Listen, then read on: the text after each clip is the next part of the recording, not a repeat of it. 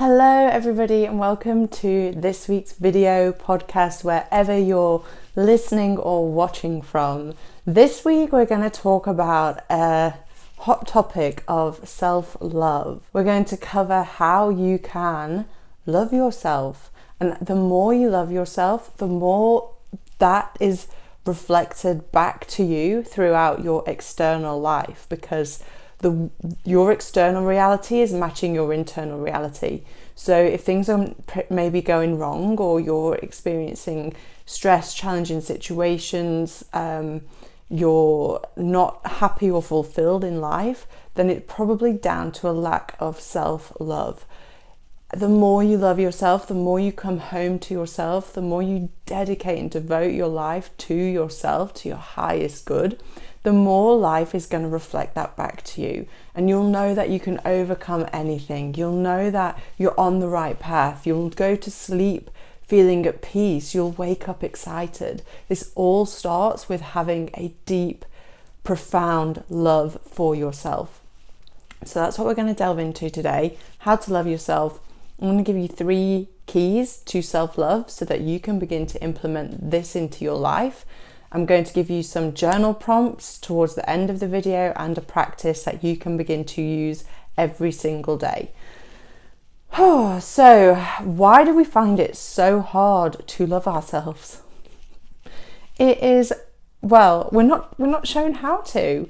We're living in a society, in a world where most of the population don't love themselves.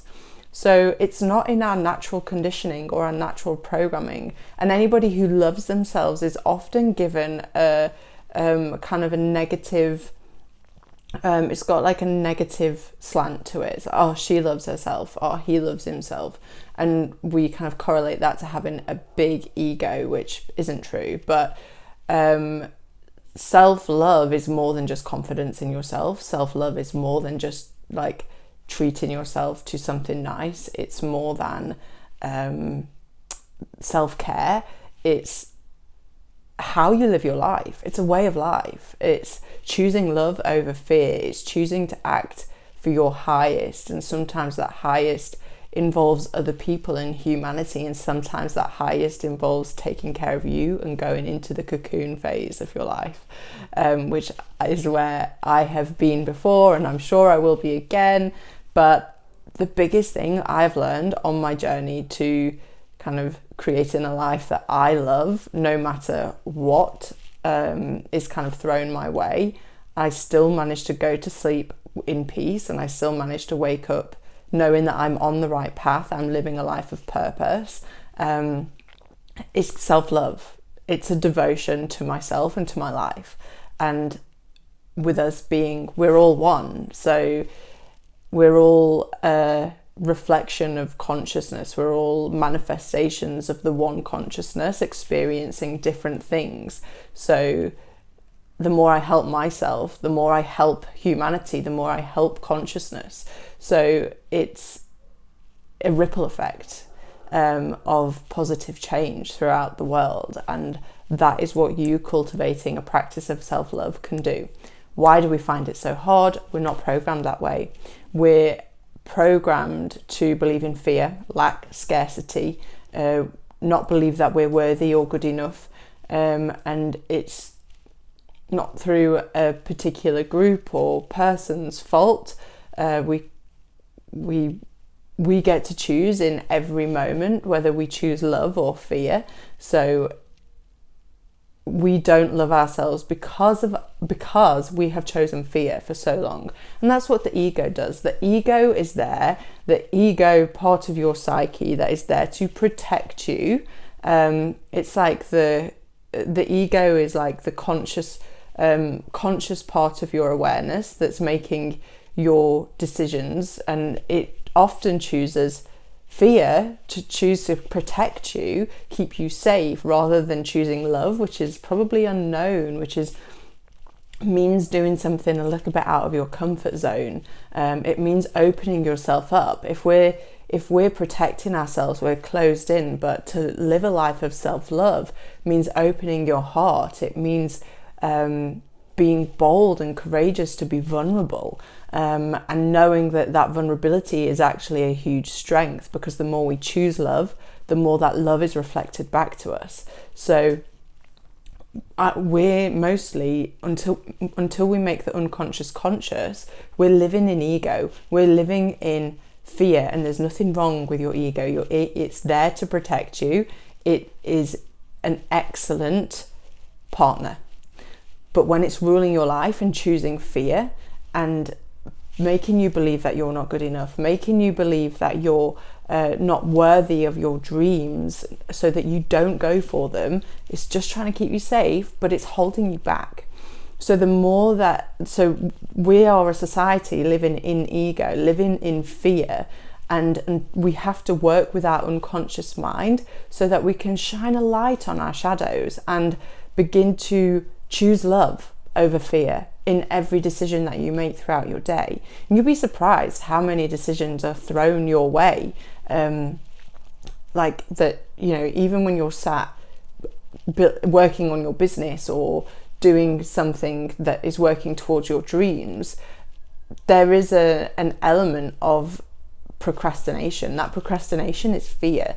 That is you choosing fear, choosing to hold yourself back, not knowingly. You're not doing it on purpose, but it's your programming trying to keep you safe. So how do you move from this space where most of the population is, to living in fear and being controlled by fear and the ego, and not choosing to love ourselves, to loving ourselves? How do you begin to love yourself? So I have 3 keys that I believe are paramount to loving yourself and self-love. The first is awareness.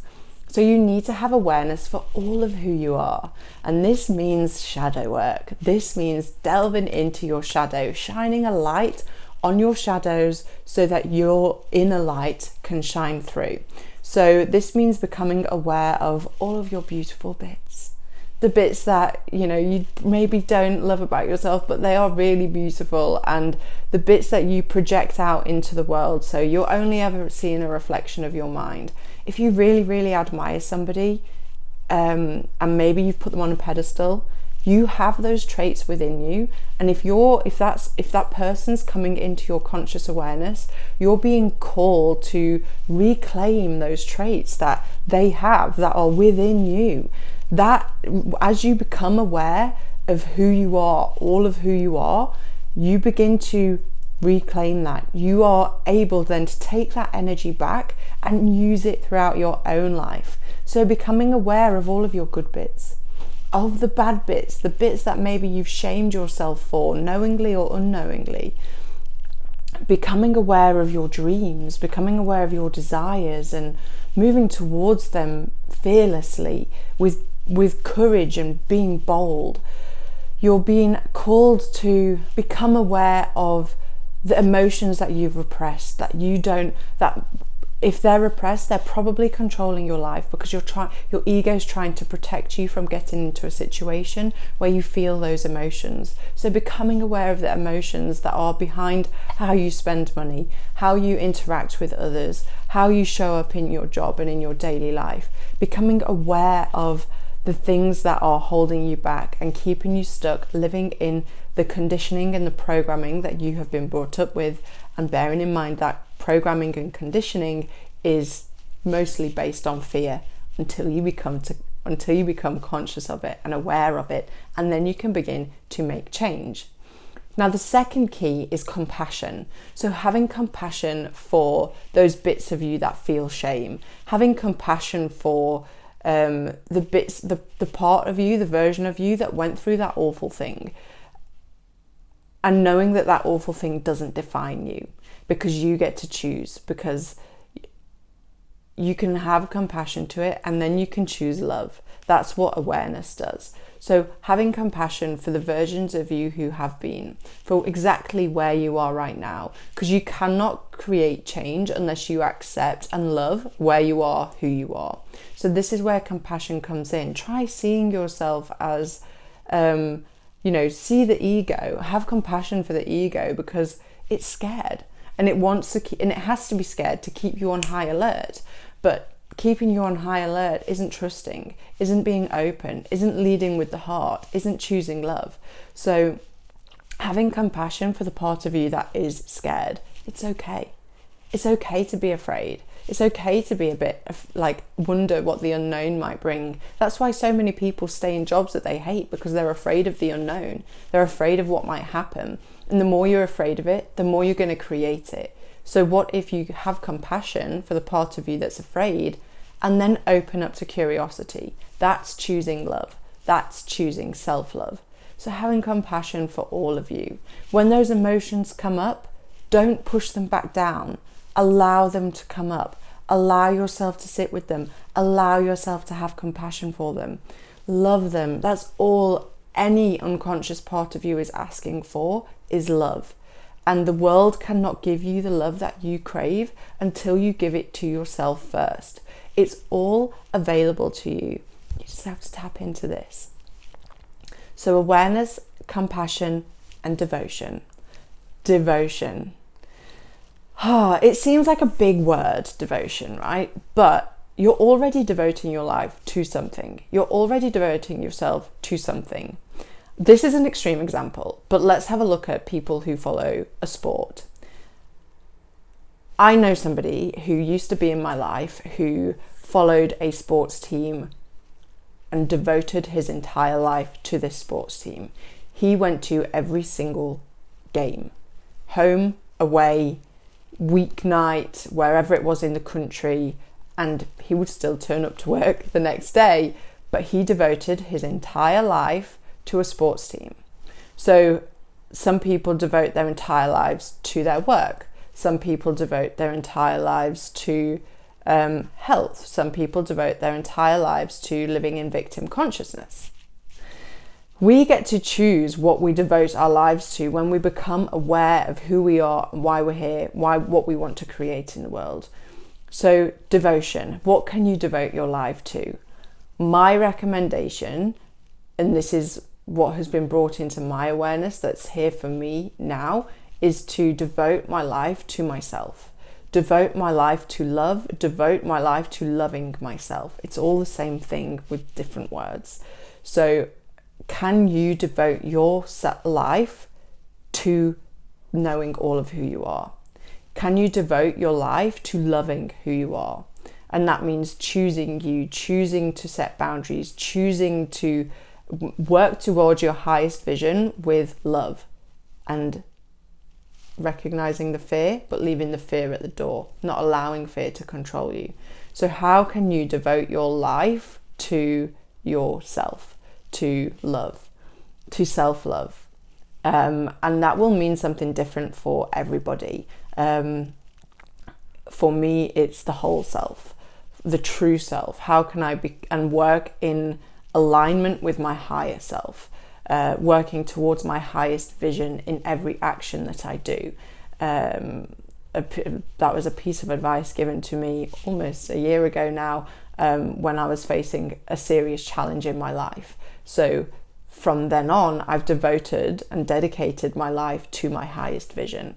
And sometimes we forget, but this is where awareness comes in, and having practices that help you stay aware, having people that hold you accountable, like working with coaches, accountability partners, mentors, communities that help you remain aware, living a conscious life, being aware of how you're living, how you're choosing to live, what are you choosing to devote your life to.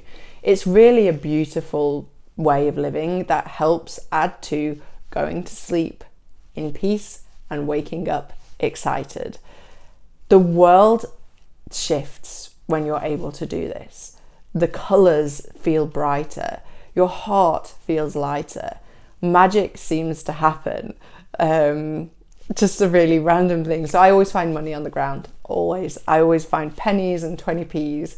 Today, I mean, it's only about 11 o'clock when I'm recording this. So today I've been out, I've had a coffee, I've been to the post office, and then on my way back, I found £1 on the floor. Like, that moment becomes magical, because it's like, oh wow, £1. How in alignment. Like, it's just, the world seems more magical when you can open yourself up to love and you open yourself up to love by loving yourself. So I would like to give you a really simple practice that you can do morning and night. And it's it's a meditation practice, a meditation technique. So you can add it onto your meditation practice, or you can use it in place of, you can try it out for a week.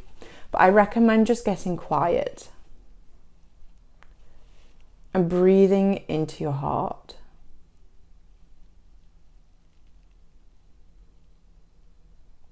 And as you breathe into your heart, you'll feel energy growing there. Where attention goes, energy flows. And as this energy goes there, you might notice an emotion rise. You might notice a sensation in your body. A story might come up. Don't attach to it. Just breathe into your heart. Feel the energy grow. The more and more you do this, the more open your heart will be, the more able you will be to choose love and love for yourself, and the world will reflect that back to you. We are made of energy. We're electromagnetic beings. So we attract what we're a vibrational match for. That's how energy works. So whenever you're trying to manifest something in your life, if you're not practicing deep self-love, connecting with your heart and vibrating from an energy of love, addressing everything that comes up on your journey to get to that place, then you're going to attract the shame, guilt, fear that you're programmed to vibrate at, that you're programmed to believe in. So breathing into your heart is a really simple practice that will bring stuff up, but as it brings it into your awareness, it's there to deal with. And the key is to go into it. Breathe into whatever's coming up and give it love, awareness, compassion, and then choose the devotion to love. Really, really powerful, simple practice. Morning and or night, 10 minutes. As you're driving in the car, breathe into your heart. As you're brushing your teeth, breathe into your heart. Really simple, heart-opening mindfulness practice. And then I have some journal prompts for you as well. So maybe after breathing into your heart for 10 minutes, answer some of these questions and just see what comes up for you. And this is really, really profound. This is how you begin to work with your unconscious mind, because you're dropping into the body, you're dropping into the heart, and trust the answers that come up for you. So what can I make peace with about myself and my life?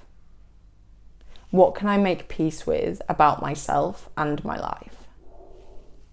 Because your life is a reflection of you, remember. What do I love about myself? What does self-love mean to me? How do I want to be loved? How can I love myself like that? How can I bring in more awareness, compassion, and devotion to my life? How can I bring more awareness, compassion, devotion into my life?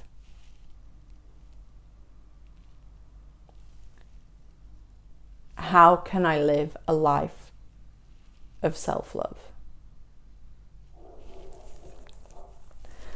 Then there's also a meditation that you can do as an add-on, which is the Love and Light meditation. I'll pop that here for you. Again, really heart-activating practice. So hopefully this has helped you have a look into how you can love yourself more, how you can work with self-love, how you can open up your heart to live a life of love and attract that back to you. You know, this will have a ripple effect throughout your life, throughout your relationships, throughout your finances, throughout your career.